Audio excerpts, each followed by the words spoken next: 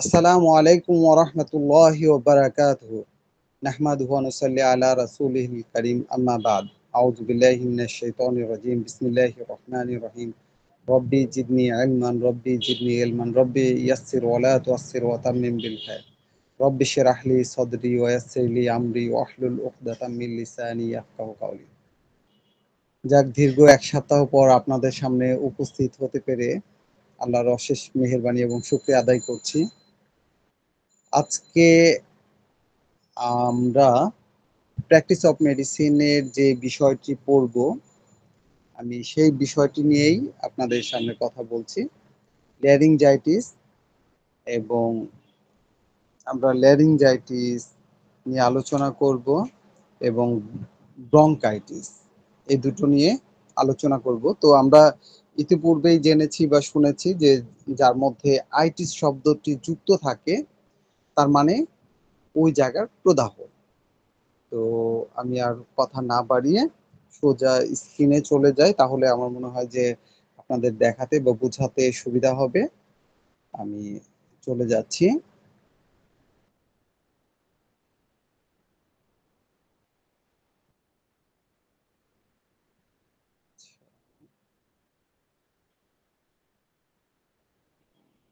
আচ্ছা, আচ্ছা, আপনারা এই চিত্রটি দেখতে পাচ্ছেন?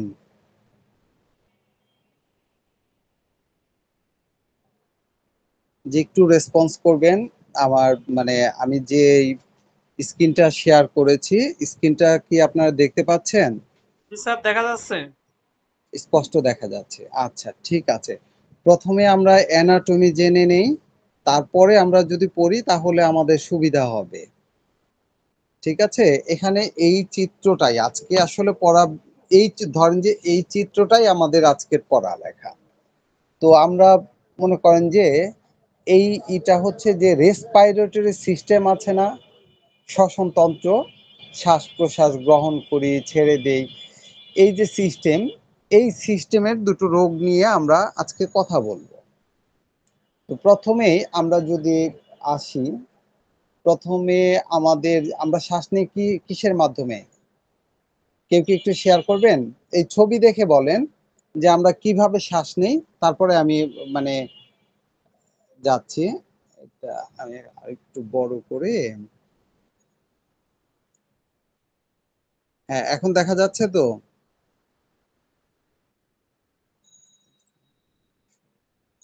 আচ্ছা, এখন দেখতে পাচ্ছেন? স্ক্রিনটা দেখতে পাচ্ছেন? জি স্যার। আচ্ছা, এখানে কিসের স্ক্রিন বা কি আছে একটু বলেন তো? বলেন, আমি তারপরে আমার মানে মূল টপিকে আলোচনা করব। এখানে আপনারা কি দেখতে পাচ্ছেন? এটা হচ্ছে শ্বাসতন্ত্র, রেসপিরেটরি সিস্টেমের অর্গান। প্রথমে অ্যানাটমি জানবো যে এখানে কি কি আছে। আপনারা দেখেও যদি বলেন কোনো অসুবিধা নেই, এখানে অনেক কিছু লেখা আছে। একজন বলেন তো দেখে যে রেসপিরেটরি সিস্টেমের এখানে কি কি অর্গান আছে।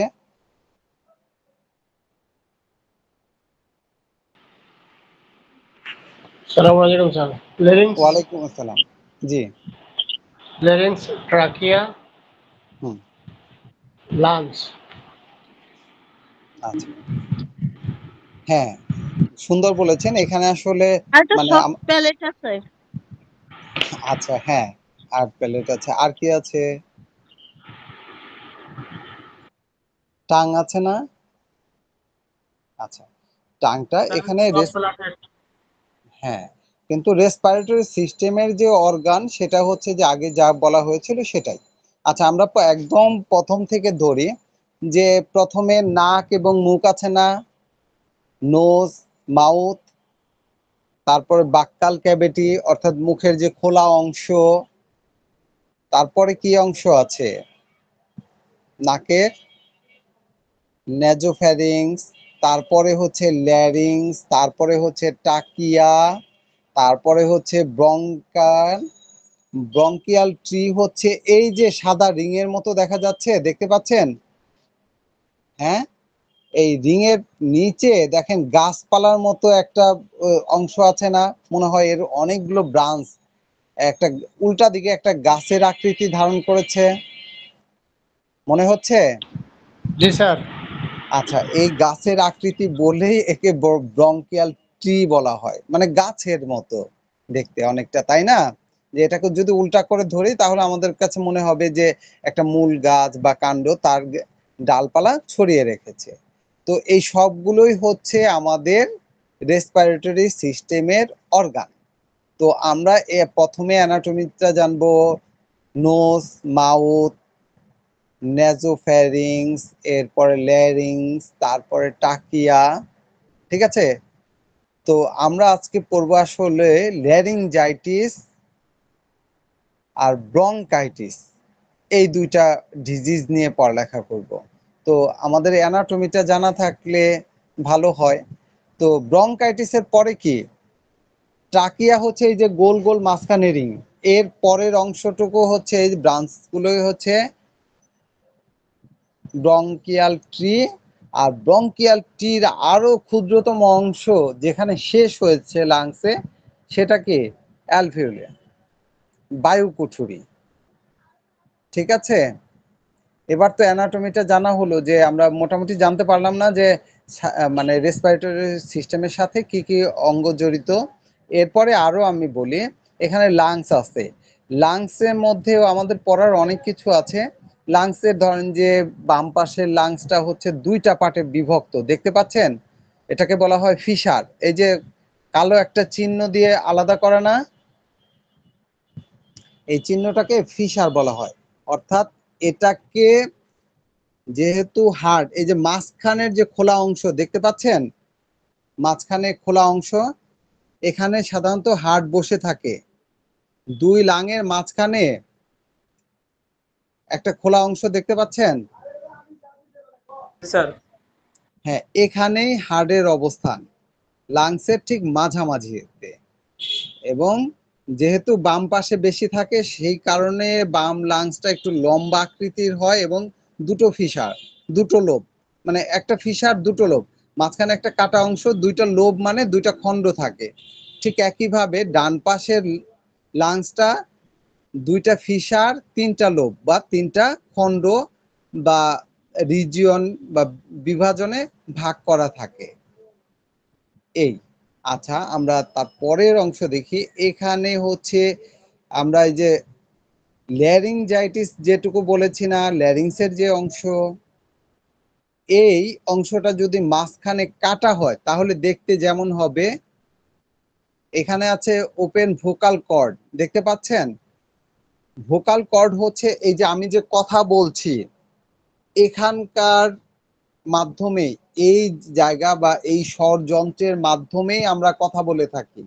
এই স্বরযন্ত্র যদি কোনো কারণে বিকল হয়ে যায় তাহলে আমরা কথা বলতে পারবো না। তবে কথার সাথে জিহ্বা, দাঁত এগুলিও সম্পর্কযুক্ত, এগুলি সাহায্য করে, কিন্তু এই ভোকাল কর্ডটা হচ্ছে আমাদের এই সাউন্ডটা তৈরি হতে সহযোগিতা করে।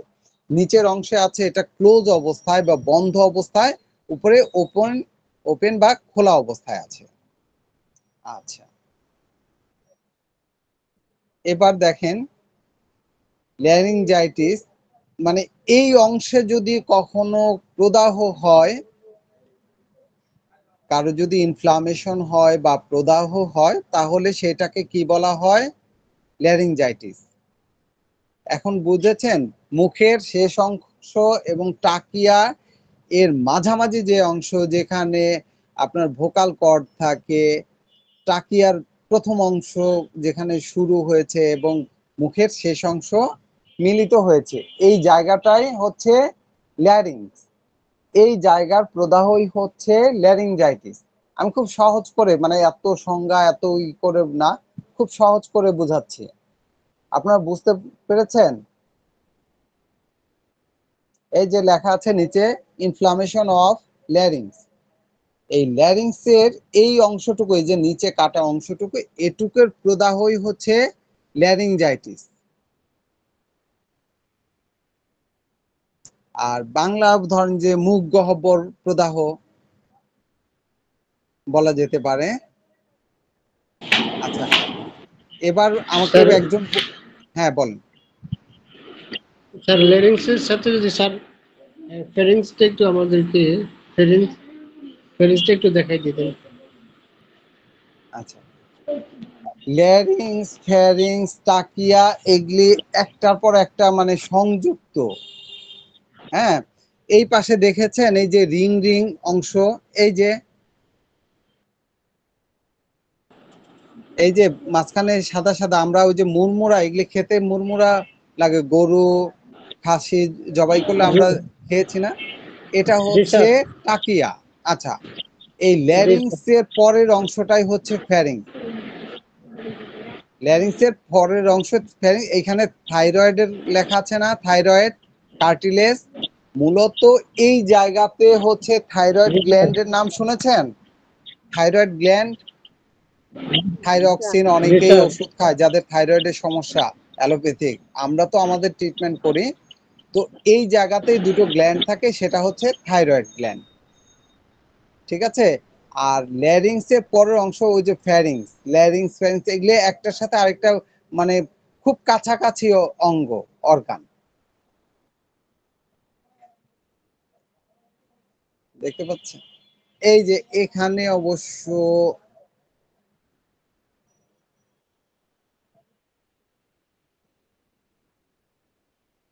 এখানে দেয়া আছে, ও তো সুন্দর করে নাই। এই যে প্রথমে মানে সাইড থেকে কাটলে মানে এক একটা এক এক স্লাইডে যদি মাঝখান থেকে কাটা হয় তাহলে কেমন দেখাবে, যদি সাইড থেকে কাটা হয় তাহলে কেমন দেখাবে, মানে এটা হচ্ছে সাইড থেকে কাটলে এরকম দেখাবে, এরকম একটা ভিউ। এই যে ভোকাল কর্ডটা মাঝখানে দুটো যে জোড়া লাগানো ভি আকৃতির একটা অংশ তৈরি করে।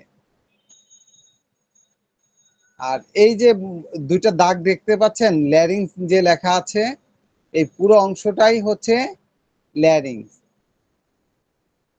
আর এর প্রদাহই হচ্ছে ল্যারিংজাইটিস।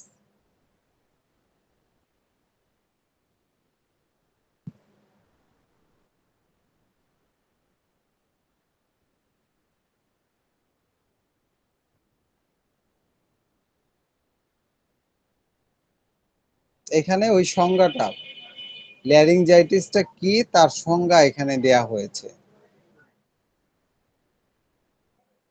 আচ্ছা, আমি এতক্ষণ যা বললাম এটা কেউ বলতে পারবেন যে ল্যারিংস বা ল্যারিংজাইটিসটা কি?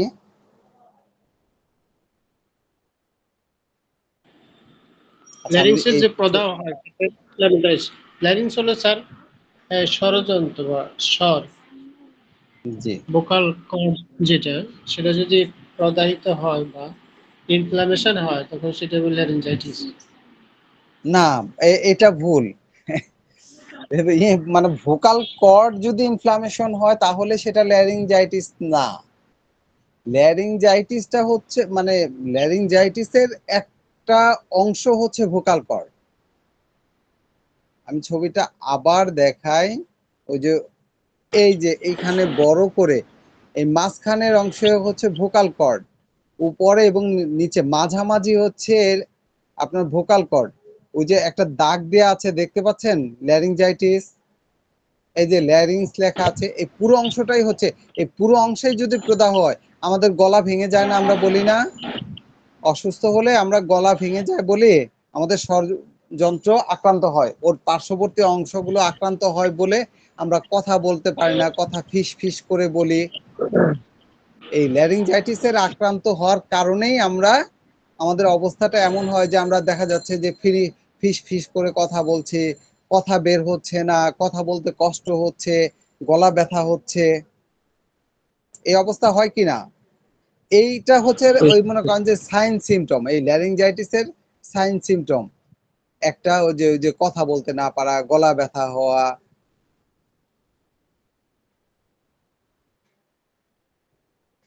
ঠিক আছে। আচ্ছা, স্যার লেরিংস এই বাংলা কি স্যার ষড়যন্ত্র হবে? ষড়যন্ত্র। না, হ্যাঁ সব মানে ল্যারিংস এর বাংলাটা আপনার স্বরযন্ত্র, না ভোকাল, ভুল বলেছি। মানে ভোকাল কর্ড অর্থ হচ্ছে স্বরযন্ত্র, ল্যারিংস এর বাংলাটা হচ্ছে আপনার, এই শব্দগুলো খুব কাছাকাছি থাকে তো। মানে কিছু কিছু ক্ষেত্রে মানে আমরা ইংরেজিতে ভালো বুঝি, দেখা যায় যে বাংলা করতে গিয়ে বাংলাটা আসলে খুব ভালো বুঝি না, তার চাইতেও ভালো বুঝি আমরা ইংরেজি। কিন্তু বাংলা করতে গিয়ে দেখা যায় যে স্বরযন্ত্র বলা যায়, স্বরযন্ত্র প্রদাহ, ভোকাল কর্ড হচ্ছে স্বরযন্ত্রের একটি মানে বড় অংশ। ঠিক আছে, ল্যারিঞ্জাইটিস স্বরযন্ত্রের প্রদাহ এটা বললে ভুল হবে না, বাংলাতে ওইভাবেই লেখা আছে। ঠিক আছে। জি স্যার, স্যার আচ্ছা আচ্ছা, এখানে দেখতে পাচ্ছেন যে উপরে ওই যে উপরের অংশ, জিহ্বার শেষ অংশ থেকে নিচের টাকিয়ার অংশ, এই যে ল্যারিঞ্জাইটিস, এই যে আমি বড় করে দেখিয়েছি, এই পুরো অংশটাই হচ্ছে ল্যারিঞ্জাইটিস। এই যে মাঝখানে গোল করে একটা চিহ্ন দেওয়া আছে না, এখানে মূলত ভোকাল কর্ড থাকে। এইটা মানে ভোকাল কর্ডটা হচ্ছে ল্যারিঞ্জাইটিসের একটা অংশ বা পার্ট। আচ্ছা, এবার এই ছবিটা দেখেন তো, এই ছবিটা দেখে কিছু বুঝতে পারতেছেন? আমরা এক্স রে ফিল্মে প্রায় এরকম দেখতে পাই না? জি স্যার, এটা ফুসফুসের ছবি, এটা হ্যাঁ আক্রান্ত। এটা নর্মালি এক্সরে ছবি মনে হচ্ছে। হ্যাঁ, এই ছবিটা নর্মাল এক্স রে। এইখানে আমি এক্স রের এই ছবিটা আনার পেছনে কারণ আছে, আমি কিছু জিনিস আসলে আপনাদেরকে শেয়ার করার জন্য বা দেখিয়ে দেওয়ার জন্য এই ছবিটা আপনাদের সামনে উপস্থিত করেছি। দেখেন এই ছবিতে এই যে উপরে বাঁকা উপরে দুটো অংশ আছে না, এটা হচ্ছে ক্লাবিকাল হাড়টা বোঝা যাচ্ছে। আচ্ছা, ওই যে দাগ দাগ দেয়া দেখা যাচ্ছে, ওই রিব গুলো আছে না আমাদের, 24টা 12 জোড়া রিব আমাদের। আমি অ্যানাটমি পড়াচ্ছি, অ্যানাটমির সাথে এই জি স্যার, বিষয়গুলো সম্পর্কযুক্ত। আপনারা যদি অ্যানাটমিটা জানেন বুঝেন তাহলে ভালো হবে। ওই যে দুই পাশে জি দেখতে পাচ্ছেন, এই যে মানে রিপ 12টা স্যার, বোন গুলো আছে, রিব দেখা রিপ যাচ্ছে। 12টা। আচ্ছা আচ্ছা, এরপরে এই যে সাদা সাদা অংশ দেখতে জি পাচ্ছেন। স্যার, পাথরে আচ্ছা পাথরে হাঁটতে থাকে। আচ্ছা, মাঝখানে হাড় দেখতে পাচ্ছি, মাঝখানে হাড় দেখতে পাচ্ছি, হাড়ের পাশে এই যে সাদা সাদা অংশ। আমাদের কিছু মনে করেন যে শ্বাসতন্ত্রের অংশগুলো নরমালি এরকম থাকে, কিন্তু কোনো একটা জায়গায় যদি দেখা যাচ্ছে গোল হয়ে বড় একটা সাদা অংশ, তাহলে কি সেখানে টিবি হতে পারে, টিউবারকুলোসিস বা টিবি, যক্ষা। আর নিচে দেখেন এই যে কর্নারটা কালো বোঝা যাচ্ছে, লাংসের একদম নিচের, এর আগে আপনাদের লাংস দেখালাম না, মনে আছে কিছুক্ষণ আগে? ওই যে আপনার দুইটা ফিশার, তিনটা লোব আপনার ডান লাংসে দেখিয়েছি কিছুক্ষণ আগে, মনে আছে? জি স্যার, আচ্ছা, এত তাড়াতাড়ি ভুলে গেলে হবে না। একটা নর্মাল এক্স রেতে নর্মাল লাংসের যে ছবি আসে ঠিক এরকম, এখানে যেরকম দেখা যাচ্ছে। যদি লাংসে পানি জমে থাকতো তাহলে এর পাশ দিয়ে না, এই যে সাদা সাদা সুন্দর করে এখানে বর্ডার আসছে, এই বর্ডার গুলা সুন্দরভাবে আসবে না। মানে কিভাবে আসলে এই রোগগুলো নির্ণয় করা হয়, এই ছবি দেখে, এই ছবি থেকে অনেক কিছু নির্ণয় করা হয়। কোথাও কফ জমে থাকলে ওই কফগুলো এই যে মাঝখানে এই যে সাদা দেখতে পাচ্ছেন, এরকম সাদা সাদা মিউকাস বিভিন্ন জায়গায় যদি থাকে তাহলে সেটা বোঝা যায় এভাবে, যে বুকের মধ্যে প্রচুর কফ জমে আছে। নিউমোনিয়া হলে এই ছবিটার আকৃতি একরকম হয়। আসলে এই মানে স্টাডিটা তুলনামূলকভাবে করতে হয়। একটা হচ্ছে যে প্রথমে লাংস সম্পর্কে অনেক ভালো অ্যানাটমিক্যাল জ্ঞান রাখতে হয়।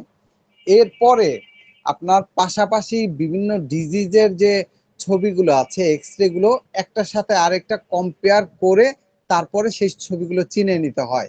মাঝখানে গোল, কারো মনে করেন যে বুকের ভিতরে কোনো কিছু ঢুকে গেল, তখন এখানে দেখা যাবে যে ওরকম কালো বা সাদা একটা স্পট, এমনি গোল স্পট, কারো টিউমার হয়ে গেল লাংসে, তখন ওই জায়গাটা অনেক ডিপ কালো অথবা সাদা আসবে। যদি নিচের এই যে এখানে খুব সুন্দর ত্রিকোণ আকৃতির মাথা দেখা যাচ্ছে না লাংসের, এটা যদি পানি জমে থাকে তাহলে এরকম দেখা যাবে না, সেটা অনেকটা কুয়াশার মতো বা ঘোলাটে দেখা যাবে। কোনো একটা সাইটে যদি লাংসের প্লুরাতে ইফিউশন হয়, প্লুরাল ইফিউশন, তাহলে এই সাইডগুলো বা কর্নারগুলো এত সুন্দর করে আসবে না। সেখানে দেখা যাবে যে সব জায়গায় আছে, কিন্তু ওই মেশাটা এখানে যেমন একটা বর্ডার লাইন মনে হয় যে এই পর্যন্ত লাংস বোঝা যাচ্ছে, আলোর মাঝেও বোঝা যাচ্ছে না যে লাংস এতটুকু মধ্যে সীমাবদ্ধ। তখন দেখা যাবে যে এই ছবিটার সাথে অন্য জায়গায় মিশে গেছে, এর বর্ডার খুঁজে পাওয়া যাচ্ছে না। মূলতই এইভাবে আপনার প্র্যাকটিস করে এই এক্স রে সম্পর্কে আসলে পড়া হয়, শেখা হয় যে এই ছবিগুলো কোন ডিজিজের ছবিগুলো কেমন হয়, এটাকে অ্যানালাইসিস করে তারপরে যারা রেডিওলজিস্ট আছে, অর্থাৎ আপনার এই এক্স রেতে পারদর্শী, এদেরকে বলা হয় রেডিওলজিস্ট। এরা রিপোর্ট করে থাকেন যে এটা একটা নর্মাল লাং, এটা অ্যাবনর্মাল লাং, বা এখানে এর প্লুরাল ইফিউশন আছে, এর প্লুরাতে পানি আছে, এর নিচের অংশে পানি আছে, এর উপরের অংশে এই সমস্যা আছে। এই সমস্যাগুলো আইডেন্টিফাই করা হয় এই এক্স রের মাধ্যমে, বিশেষ করে বুকের, কারণ নিউমোনিয়া হয়েছে তখন এই ছবি দেখে সেটা আইডেন্টিফাই করা হবে। এখানে যেমন কালোর অংশটা বেশি, তখন দেখা যাবে যে এটা সাদা সাদা, এত কালো স্পষ্ট কালো আসছে না। একটু ছবির একটু ব্যতিক্রম, ছবি একটু এদিক সেদিক হলেই তখন দেখা যায় যে এই রোগটা ভিন্ন ভিন্ন হয়ে যায়। মূলত যখন তুলনামূলক আলোচনা করা হয় বা এই স্টাডিটা করা হয়, তখন এইভাবেই পড়া হয়ে থাকে। এবার লাংস সম্পর্কে একটু বলেন তো কেউ। আমি যা বললাম সেটাই, আমি আসলে যা বলি বা যা পড়াচ্ছি আপনার কি বুঝতে পারছেন এটা জানার জন্য। আপনার ভুল হতে পারে, শুদ্ধ হতে পারে, যদি ভুল হয় আমি দেখিয়ে দেব, অসুবিধা নেই। ছবিটা দেখে একটু একজনে বলেন।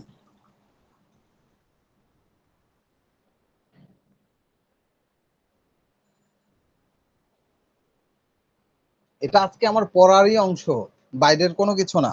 পাশাপাশি আপনার এক্স রে সম্পর্কে একটা প্রাথমিক ধারণা পাবেন, এক্স রে ফিল্মে আসলে কি দেখা হয়। একজন বলেন।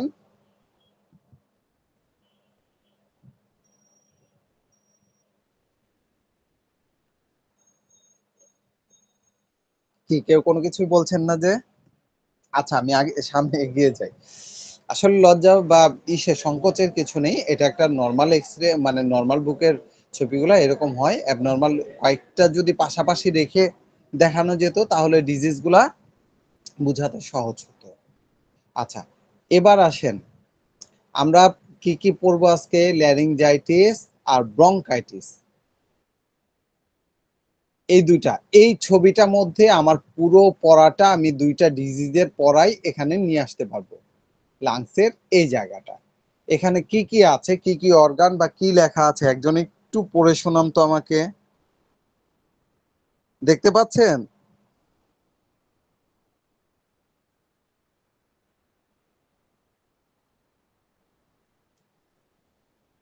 একটু রেসপন্স করেন, দেখতে পাচ্ছেন? হ্যাঁ, জি স্যার, দেখা যায়। আর আচ্ছা এখানে তাহলে ফ্যারিংস, ল্যারিংস, ট্রাকিয়া, ব্রঙ্কিউলাস, তারপরে ব্রঙ্কিউল,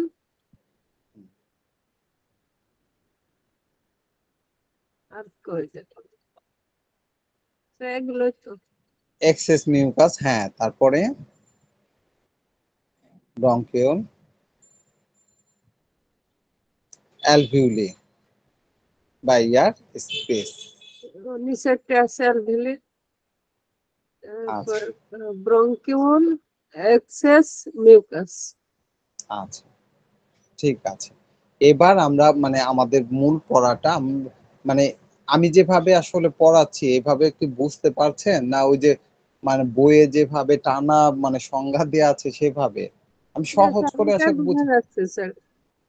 না, আমি এভাবে যাতে সহজে বুঝতে পারেন, অনেক কিছু আপনি বুঝলে যে কোনো ভাবে লিখতে পারবেন, একটা পড়া বা একটা সংজ্ঞা পড়লে মুখস্থ করতে পারবেন, কিন্তু আগে বুঝাটা দরকার, তাই না? বোঝানোর জন্যই আসলে এভাবেই করেছি। আমরা এখানে দেখেন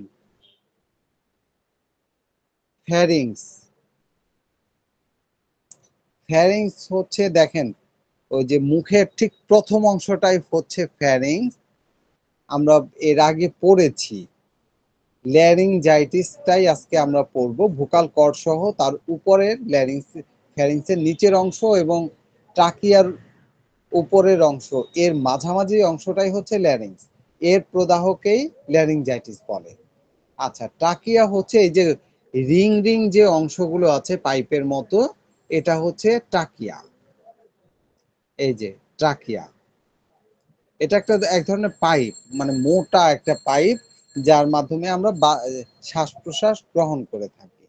এরপরে এই যে মনে করেন যে ব্রঙ্কিয়াল ট্রির কথা বলেছি না, ট্রি, এই ব্রঙ্কিয়াল মানে এর ব্রাঞ্চ গুলোকেই আসলে বলা হয় ব্রঙ্কাস। আচ্ছা, এই জায়গায় যদি প্রদাহ হয় তাহলে সেটাকে বলা হয় কি ব্রঙ্কাইটিস। এবার বুঝেছেন যে লাংসের যে প্রথমের মোটা ব্রাঞ্চটা, ট্রাকিয়া কিন্তু লাংসের ব্রাঞ্চ না, তার পূর্বের সংযোগ স্থল বা পূর্বের সংযোগ পাইপ বলতে পারেন। কিন্তু লাংসের ভিতরে যে মনে করেন যে ব্রাঞ্চ গুলো ঢুকেছে, এর প্রধান এটা হচ্ছে ব্রঙ্কাস। আর এই জায়গাতে যদি প্রদাহ হয় তাহলে আমরা কি বলবো, ব্রঙ্কাইটিস। ল্যারিংসের প্রদাহ হলে ল্যারিংজাইটিস, আর ব্রঙ্কাসের প্রদাহ হলে ব্রঙ্কাইটিস। আচ্ছা, এখন আমাকে একজন বলেন যে ল্যারিংজাইটিস কাকে বলে আর ব্রঙ্কাইটিস কাকে বলে?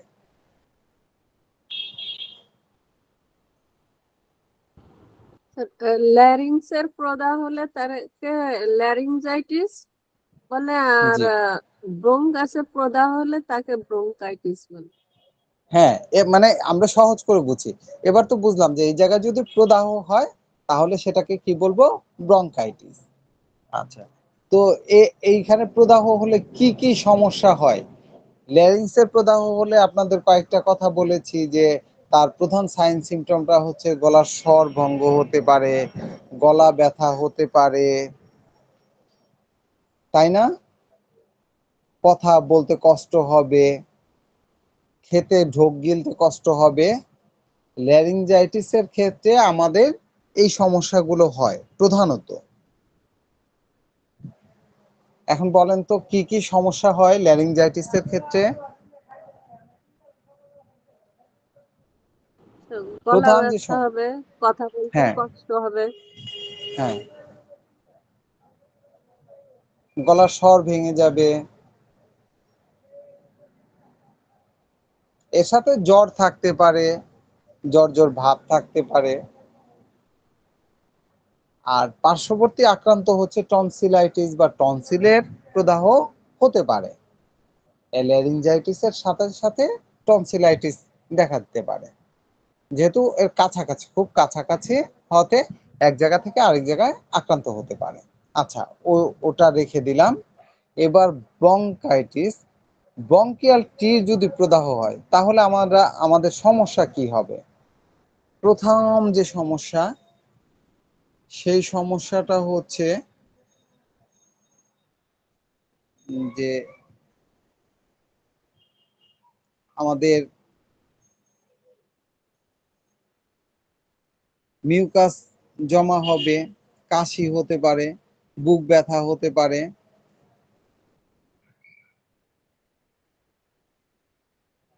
এরপরে শ্বাসকষ্ট হতে পারে। মোটামুটি এই সমস্যাগুলোই হচ্ছে এর প্রধান সমস্যা।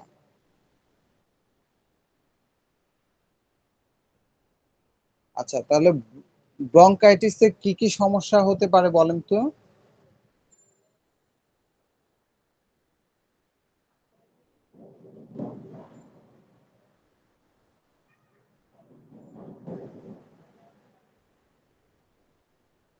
একজন বলেন ব্রঙ্কাইটিস হলে আমাদের কি কি সমস্যা হয়?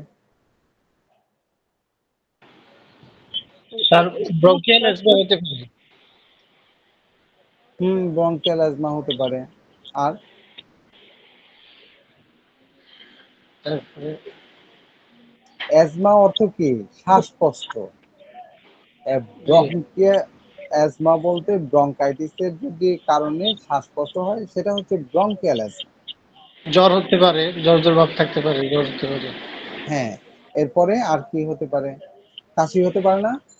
জি, কাশি হতে পারে, বুক ব্যথা হতে পারে না? বুক ব্যথা হতে পারে, প্রচুর ব্যথা হতে পারে, বুঝছেন? এটা এরপরে অন্যান্য লক্ষণ থাক, কিন্তু প্রধান লক্ষণগুলোই এটা। আর এরপরে আর কি হতে পারে? নিউমোনিয়া হতে পারে। নিউমোনিয়াটা ব্রঙ্কাইটিসের আলাদা একটা ডিজিজ, নিউমোনিয়াটা আলাদা একটা ডিজিজ। দুটো কিন্তু এক ডিজিজ না। আমাদের এই ডিজিজগুলো আলাদা আলাদা ভাবে জানার জন্যই আমরা পড়ছি। নিউমোনিয়াটা আলাদা একটা ডিজিজ, তবে খুব কাছাকাছি থাকাতে একটার সাথে আরেকটা সম্পর্ক যুক্ত, মানে একদম সম্পর্ক নাই এটা বললে ভুল হবে। আরেকটা প্রধান কাজ হতে পারে, সেটা হচ্ছে যে কফ তৈরি হবে।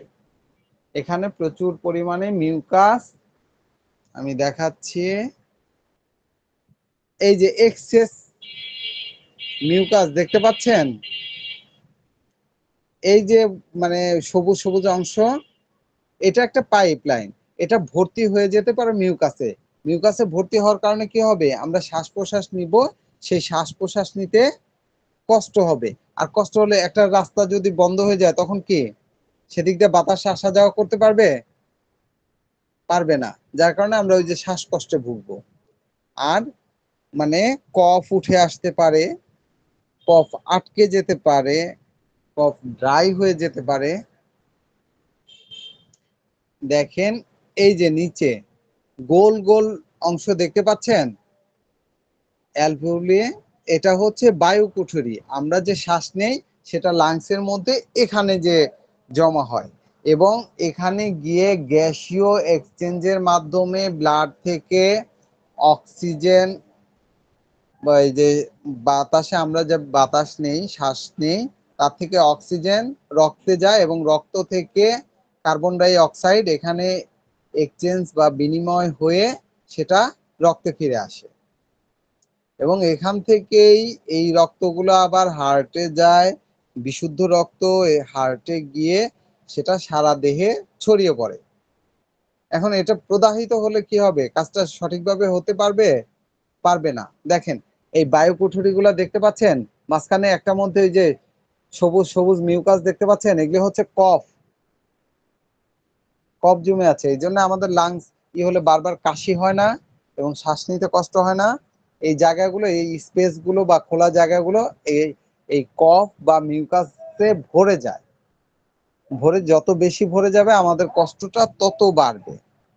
কাশি দেওয়ার মাধ্যমে এই কফটা কিছুটা উঠে কিছুটা হালকা হয়, বা আমরা সহজে শ্বাস প্রশ্বাস নিতে পারি। ঠিক আছে, আমার আমার কথা বা আমার এটা বুঝতে পারছেন? আমি এই পড়ানোর সাথে সাথে অ্যানাটমিটা, আমাদের পুরো লাংসের ভিতরে এরকম অসংখ্য বায়ু কুঠুরি দিয়েই আমাদের লাংস তৈরি। আর ব্রঙ্কিয়াল টির কথা বলেছিলাম না, গাছপালার যে ব্রাঞ্চ, এই অ্যালভিউলির মধ্যে এই ব্রাঞ্চগুলো আস্তে আস্তে আস্তে আস্তে শাখা প্রশাখা হয়ে, মানে সূক্ষ্ম থেকে সূক্ষ্মতর শাখা প্রশাখা হয়ে পুরো লাংসের ভিতর বা পুরো ফুসফুসের ভিতর এই মানে ব্রাঞ্চগুলি গিয়ে এই বায়ু কুঠিরের সাথে সংযোগ স্থাপন করে। এখন বুঝতে পেরেছেন যে তাহলে আমাদের ব্রঙ্কাইটিস হলে আমরা কি হই? কফ হয়, প্রচুর কফ বের হয়, জ্বর হয়, শ্বাস নিতে পারি না। ব্রঙ্কিয়াল অ্যাজমার কথা বললেন, কেন অ্যাজমা হয় এবার বুঝেছেন? যে অ্যাজমাটা আসলে তেমন কিছুই নয়, অ্যাজমার কারণে যেই শ্বাসনালী বা বায়ুনালীর যে রাস্তাগুলি ছিল সেই রাস্তাগুলি বন্ধ হয়ে যায়। বন্ধ হলে কি হবে? আমরা ঠিকভাবে শ্বাস নিতে পারবো? পারবো না। তখন দেখা যাবে যে আমাদের শ্বাসকষ্ট হচ্ছে। আর ইনহেলার নিলে তাহলে কি হয়? ইনহেলার করে কি, এই কফ গুলোকে তরল করে দেয়। তরল করার কারণে উপর দিকে বের হয়ে আসে, এবং মানে তরল হওয়ার কারণে এই রাস্তাটা কিছুটা হলেও প্রসারিত হয়, এবং সহজে শ্বাস প্রশ্বাস নিতে পারে।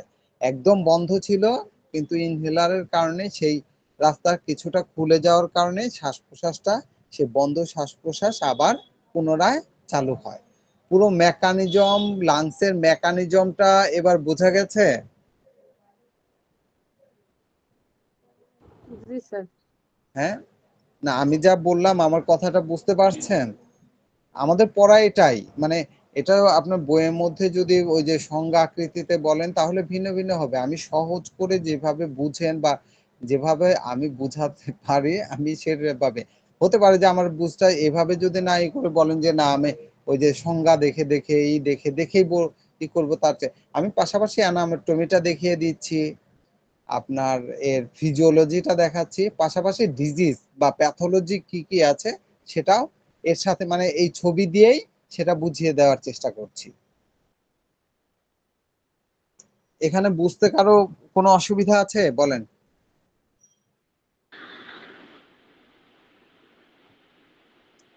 আমাদের শ্বাসকষ্ট কেন হয় কেউ বলতে পারবেন? স্যার ব্রঙ্কাইটিসের কারণে, ব্রঙ্কাল যদি আক্রান্ত হয়, প্রদাহিত হয়, তখন আমাদের শ্বাসকষ্ট হতে পারে। ব্রঙ্কাইটিস তো হ্যাঁ, ব্রঙ্কিয়াল মনে করেন যে প্রদাহ হলো, প্রদাহ হলে সেখানে কি হবে? প্রদাহ হলেই শ্বাসকষ্ট হবে তা না। ব্রঙ্কাইটিস হলেই যে শ্বাসকষ্ট হবে তা না। ব্রঙ্কাইটিস হলে কফ আসবে, কাশি হবে, এটা ঠিক আছে। এক্সেস মিউকাস মানে অতিরিক্ত এই মিউকাসের কারণে শ্বাসনালীগুলো বন্ধ হয়ে যাওয়ার কারণে শ্বাস নিতে কষ্ট হবে, আমরা শ্বাস নিতে পারবো না, শ্বাস ফেলতে পারবো না, এই পথগুলো সরু হয়ে যাবে, যার কারণে শ্বাসকষ্ট বা অ্যাজমা তৈরি হয়। এবার বুঝেছেন? প্রথমে প্রদাহিত বা আক্রান্ত হলো, আক্রান্ত হওয়ার ফলে সেখানে মিউকাস জমা হয়, মিউকাস তৈরি হয়, যেটা আমরা কফ ফেলি না, এটাই ওইখানে মিউকাস আকারে এই কফ গুলা তো জমা হয়। এখানে যে হলুদ হলুদ মানে সবুজ সবুজ আকারে এই যে কফ দেখতে পাচ্ছেন, এটাই হচ্ছে, এটা যদি পরিপূর্ণ ঢেকে যায় তাহলে এই রাস্তাটা বন্ধ হয়ে যাবে না? জি স্যার। তাহলে কোনো মানুষ শ্বাস নিতে পারবে? না স্যার। পারবে না। তাহলে স্যার এই কফ উৎপাদনের মূল কেন্দ্র হলো হুম, ফুসফুস, না স্যার? হ্যাঁ ফুসফুস, শুধু ফুসফুস না, আপনার নাক থেকে শুরু করে এই ফুসফুসের শেষ অংশ, এই জায়গাগুলোতেই কফ তৈরি হয়, জমা থাকে, এবং এই জমা থাকার কারণেই আমাদের শ্বাসকষ্ট হয়। শ্বাসকষ্ট না হলে আমাদের যখন কাশি হয় তখন একটু পর পর এভাবে গলা খাকর দিই না বা গলা ই করি, তার মানে কি ওই জায়গায় কফ জমে আছে, এভাবে জোরে নেয়ার কারণে ওই জায়গাটা একটু পরিষ্কার হয়, একটু ভালো থাকে, আবার কফ জমে, তখন আবার আমরা এই মনে করেন যে আবার কাশিতে চেষ্টা করি বা গলাটা এই এই ধরনের শব্দ করি কিনা। এই শব্দগুলা করার একটা আচ্ছা, এই শব্দগুলা করে কি করি, যে এই কফগুলাকে যে কোনো একটা হয়তো পারলে উঠিয়ে ফেলে দেই, না হলে এর মাঝে অতিরিক্ত প্রেসার ক্রিয়েট করে এই মিউকাস গুলা যাতে একটু হলেও সরে যায়, আমরা ঠিকভাবে শ্বাস নিতে পারি, এটা অটোমেটিকই আমাদের মধ্যে তৈরি হয়। স্যার কাশি, কফের কাশি, উপাদান মিউকাস। মিউকাসের যে এটার উপাদানটা কি স্যার? মূলত এগুলি কিসের সমন্বয়ে হয়, বা এটা কি প্রদাহ থেকে হ্যাঁ, প্রদাহ হলেই মিউকাস জমা হয়। এখন কফটা, পুরো কফটা কি এটা বলতে গেলে বেশ সময় লাগবে, এটা শুধু এটাই একটা ক্লাস তখন নিতে হবে, মানে পরিপূর্ণ এর মধ্যে কয়টা উপাদান আছে, কয়টা মিলে সহজে যেটা বোঝা যায় যে এটা হচ্ছে মিউকাসের সমন্বয়, ঠিক আছে? তবে অন্য জায়গার মিউকাস আর এখানকার মিউকাস এক না। এই মনে করেন যে টাকিয়া বা এই যে মনে করেন শ্বাস নালী যেটা আছে বড়, তারপর ব্রঙ্কিয়াল ট্রি, ব্রঙ্কাস, এইগুলির গায়ে এক ধরনের মনে করেন যে আঠালো পদার্থ, যেটা ঠান্ডা লাগলে অনবরত উৎপাদন হতে থাকে। যখন ঠান্ডা থাকে না, যখন প্রদাহিত হয় না, তখন স্বাভাবিক অবস্থা থাকে, কিন্তু যখন প্রদাহিত হয় তখন সেখানে মিউকাস উৎপাদন বাড়িয়ে দেয়। কথাটা বুঝতে পেরেছেন? আমাদের যখন ঠান্ডা লাগে তখন নাক দিয়ে কফ বের হয় না, বা জি অনেক স্যার। সময় মুখেও আমরা কফ বের করে ফেলি, সেই কফটাই হচ্ছে এই মিউকাস। কিন্তু অন্য জায়গার মিউকাস একরকম, কিন্তু এখানকার মিউকাসটা হচ্ছে আঠালো শক্ত, যেটা আমরা কফ ফেলে এই এই মিউকাস গুলো এখান থেকে উৎপাদন হয়। সহজে বুঝাতে চাইলে যে এই মিউকাস গুলাই হচ্ছে আমাদের কফ, কাশি। বুঝতে পেরেছেন? এই এই ধরনের আঠালো শক্ত আঠালো মিউকাস গুলো এই ল্যারিংসে, ট্রাকিয়াতে, মানে ব্রঙ্কিউলাসে উৎপাদন হয়। এবং শুধু উৎপাদন হয় না, উৎপাদন হয়ে এই জায়গাগুলো বন্ধ করে দেয় বা ব্লকেজ তৈরি করে। যার কারণে আমরা যখন কাশি দেই, বারবার কাশি দেই, এটা হচ্ছে অটো মেকানিজম। অর্থাৎ আমাদের কাশিটা কিন্তু খারাপ কিছু না, কিন্তু অতিরিক্ত কাশির কারণে আমাদের সমস্যা হয়। কাশি দেওয়ার মানেই হচ্ছে ওই কফটা শরীর চাচ্ছে যে ওইখানে না থাক, কাশির মাধ্যমে এটা বের হয়ে বাইরে বের হয়ে যাক, তাহলে রাস্তাটা ক্লিয়ার থাকবে, বা মানে সহজে আমরা শ্বাস নিতে পারবো, সহজে কথা বলতে পারবো। এই জন্যে আমাদের তখন আক্রান্ত হয়, যখন আমরা আক্রান্ত হই তখন ব্রঙ্কাইটিস যখন হয় তখন আমরা বারবার কাশি দিই বা একটু পরপর কাশি দিতে থাকি, যাতে এই মিউকাস গুলা এক জায়গায় জমে রাস্তাটা বন্ধ না করে সেখান থেকে বিভিন্ন জায়গায় ছড়িয়ে বা বের হয়ে ওই জায়গাটা পরিষ্কার হয়। আল্লাহ এই সিস্টেমটা রেখেছেন। এই কাশি এটা মনে করেন যে, যেমন আমরা মনে করি যে এটা খারাপ জিনিস, কিন্তু এটার একটা ভালো দিক হচ্ছে যে এই কাশির মাধ্যমে আমাদের কফ বের হয়। এই কাশির মাধ্যমেই এই শ্বাসনালীর পথটা কিছুটা হলেও সরু হয়। আর আমরা ঔষধের মাধ্যমে ওষুধ দিয়ে চিকিৎসা করি, ভালো করি। এরপরে আমরা দেখা যাচ্ছে যে এর জন্য কি করি, ইনহেলার নেই। বিশেষ করে অ্যালোপ্যাথিতে এর জন্য ইনহেলার ব্যবহার করে থাকে। এবার আমরা যাই ট্রিটমেন্ট। আমাদের প্রথম কথা হচ্ছে যে আমাদের প্রথম ম্যানেজমেন্ট। এর ম্যানেজমেন্টের ক্ষেত্রে আমরা ঠান্ডা থেকে যত দূর সম্ভব দূরে থাকব। ঠান্ডা পানি খাওয়া, ঠান্ডা ফ্রিজের কোনো পানি খাওয়া বা ফ্রিজের সরাসরি ঠান্ডা কোনো খাবার আমরা গ্রহণ করব না, এগুলি থেকে বিরত থাকব। এরপরের যে কাজ সেটা হচ্ছে যে আমাদের যে করণীয় সেটা হচ্ছে আমরা গরম পানি খেতে পারি, গরম বা উষ্ণ জায়গায় থাকতে পারি, উষ্ণ অবস্থায়। আর তারপরে আমরা এর ওষুধ, সাধারণত ওষুধ ব্যবহার করব, যাতে ওষুধের আমরা ভালো হয়ে যাই, সুস্থ হয়ে যাই। তো এর জন্য কি কি ওষুধ ব্যবহার হতে পারে বলতে পারেন? স্যার ডায়াগনোসিসের জন্য আমরা কি কি পরীক্ষা দিতে পারি ব্রঙ্কাইটিস এবং laryngitis? ডায়াগনোসিস, আচ্ছা, এর সহজ ডায়াগনোসিস হচ্ছে আপনার এক্স রে। ওই যে প্রথমেই যে এক্স রে দেখিয়েছি, এরপরে ব্লাড টেস্ট সিবিসি আপনার দিলে দেখা যাবে হোয়াইট ব্লাড সেলের মাত্রা বেড়ে যাবে।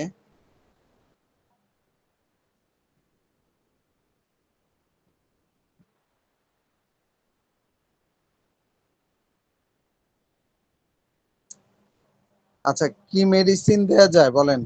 কয়েকটা মেডিসিনের নাম বলেন, আমি তারপরে বলে দিচ্ছি যে আমরা কি কি মেডিসিন। আর এই সঙ্গে আছে এগুলা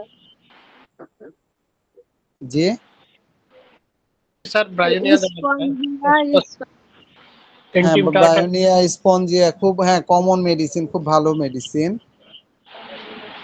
স্পঞ্জিয়া, তারপর ফসফরাস। হুম, ফসফরাস। আর কি? অনেক ক্ষেত্রে স্যার পেটের সমস্যা থাকলে কার্বোভেজও কাজ করতে পারে।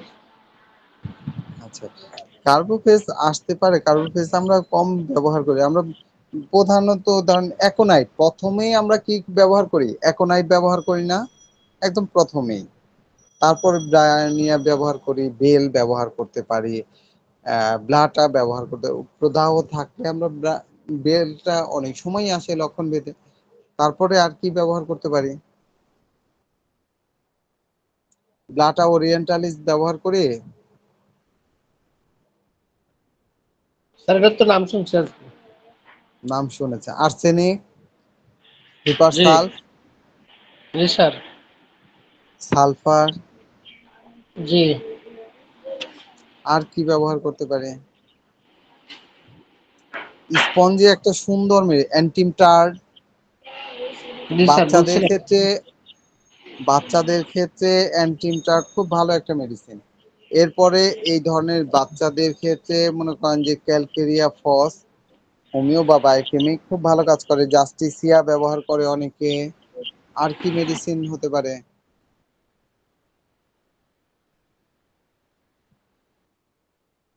আর কোনো মেডিসিন আছে?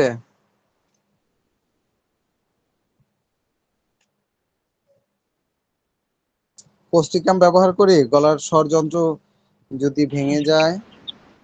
কোষ্টিকাম করা যায় স্যার। আচ্ছা, কোস্টিকাম। আর কি?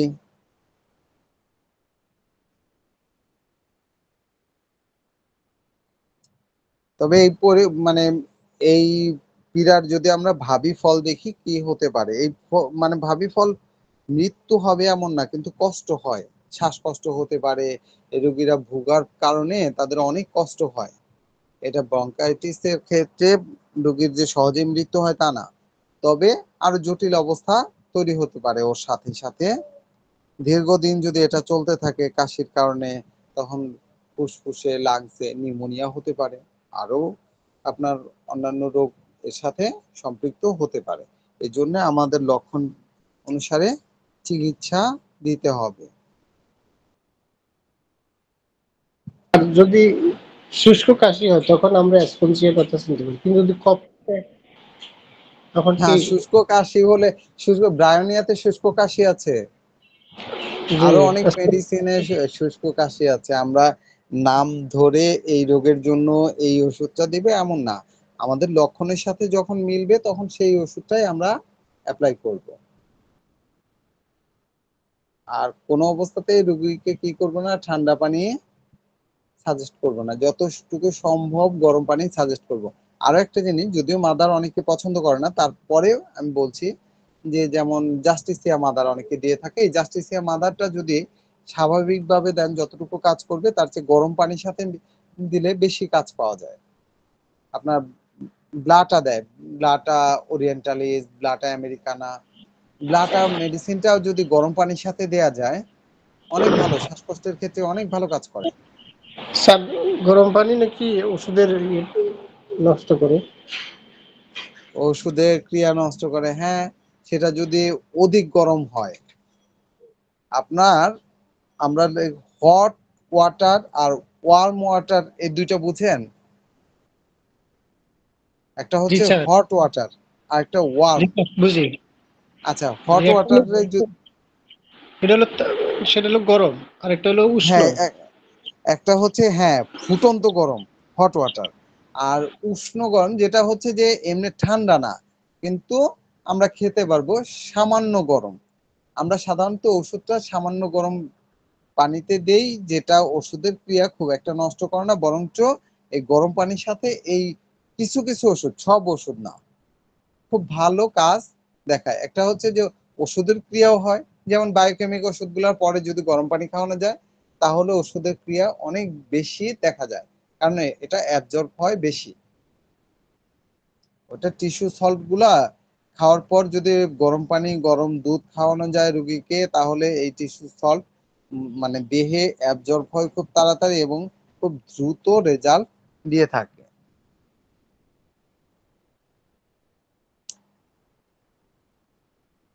আচ্ছা, তো মেডিসিন গেল। এরপরে আমরা কি করব রোগীকে?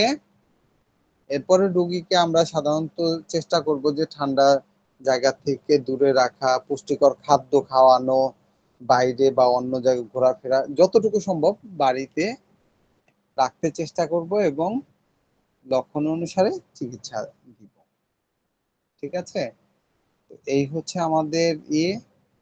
তো আর কারো কোনো প্রশ্ন আছে?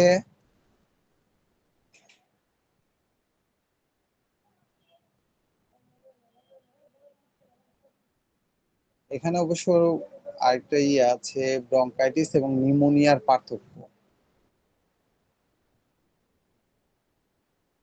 নিউমোনিয়া, এক কথায় আমি বলে দেই, ব্রঙ্কিয়াল টির প্রদাহ হচ্ছে ব্রঙ্কাইটিস, আর পুরো লাংসের যদি প্রদাহ হয় তাহলে সেটা হচ্ছে নিউমোনিয়া।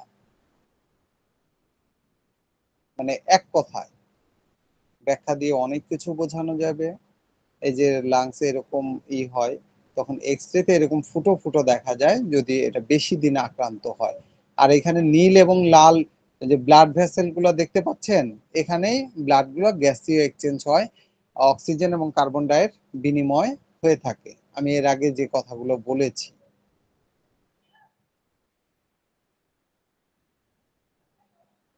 তো আমি চলে যাই।